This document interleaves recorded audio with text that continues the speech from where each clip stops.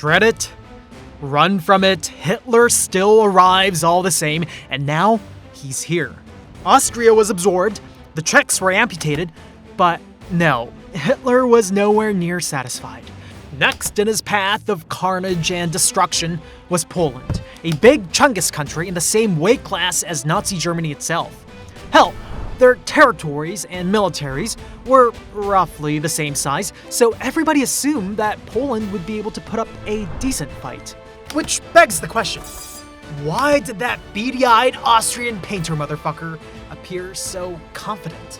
Germany storms across the Polish border and officially kicks off World War II, the beginning of the end.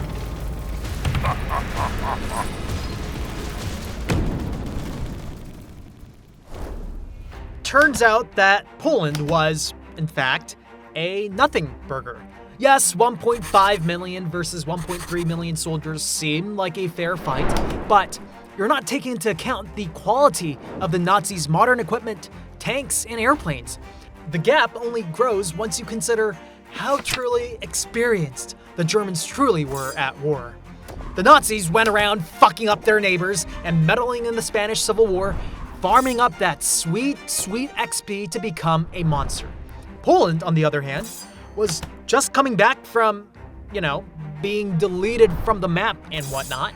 So its impressive 1.3 million soldiers were full of practically useless ragtag conscripts. But hey, Poland wasn't stupid. Poland had a 200 IQ plan. Think about it. World War I was all about that boring, drawn-out trench warfare. The only way you could break through the trenches was to yeet thousands of men into a literal meat grinder, making an advance of 10 kilometers cost 1 million casualties over 4 torturous months.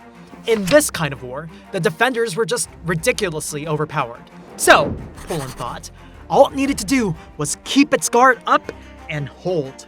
And indeed, immediately after its independence in 1919, Poland managed to hold back endless waves of Soviets using this exact tactic of put man with gun in ditch. All we gotta do is hold the line, drag it out, and wait for the British and French cavalry. They giggled to themselves as they dug thousands and thousands of miles of trenches. Oh boy, were they wrong. Turns out that the Germans learned from World War I too, and these maniacs spent the past 20 years obsessively plotting their revenge. 4:45 a.m. on September 1st, 1939. German tanks race across the border and start man's most horrifying nightmare. Germany claimed to be the victim here after framing Poland for something, so of course this was a surprise attack with no official declaration of war. As Poland found out in the worst possible way, this war in particular was nothing like ever before. Poland thought that all they had to do was keep their guard up and hang in there during what they thought was a boxing match, but Germany showed up with a goddamn sledgehammer. You see, advances in war were previously made by shelling the shit out of the enemy position with artillery and then having infantry slowly push the lines, right? Germany managed to change the very meta of war with all its fury concentrated over 20 years. Poland was not prepared to fight against bombers flying in the fucking air and tanks immune to bullets. Poland's pride, the long stretching lines of defense, turned out to be its Achilles heel. It was long, yes, but also thin to the point of useless against the overwhelming mobility of the German forces, which would probe and annihilate the weaker spots. Germany just invented a new kind of war, Blitzkrieg, or lightning war. Germany's race towards Warsaw was on, and Poland had no means of stopping this. Things are not looking good for Poland, with a horrendous disadvantage in army quality, equipment, and, worst of all, getting disgustingly cheesed. Poland really has no choice but to change up their war tactics after a few devastating blows from Germany's sledgehammer.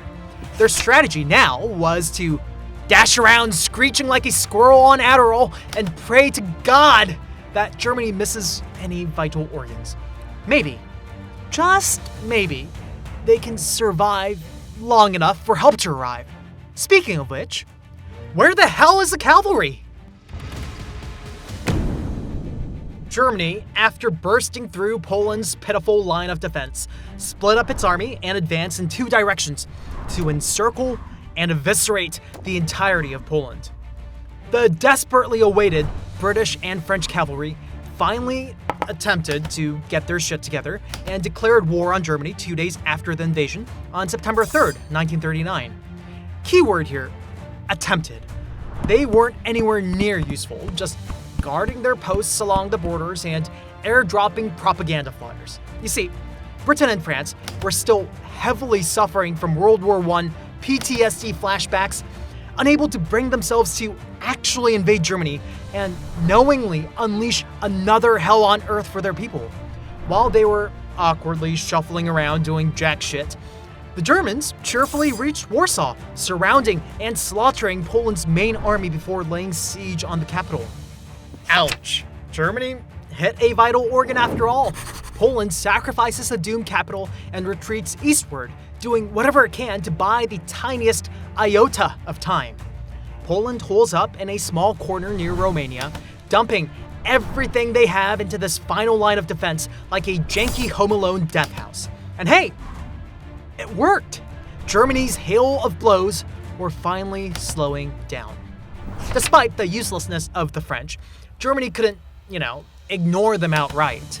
Hitler placed 44 divisions along the Western Front just in case the French, miraculously, find the balls to do something. Furthermore, Poland turned out to be a nothing burger, yes, but it was still a big chungus country and could tank a lot of hits before going down for good.